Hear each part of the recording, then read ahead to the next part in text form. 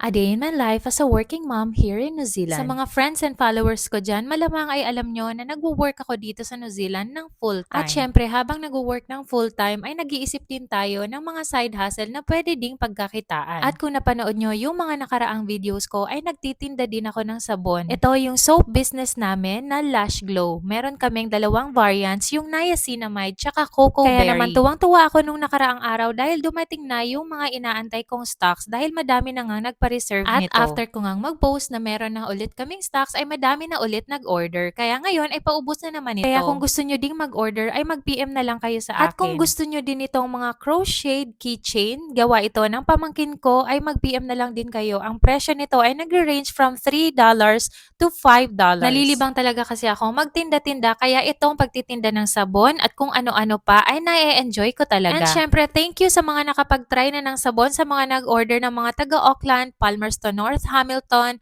Lower Hutt, at Christchurch. At sa iba dyan na gustong itry yung sabon namin ay mag-PM na kayo at mag-order. Available ito sa Pilipinas at New Zealand.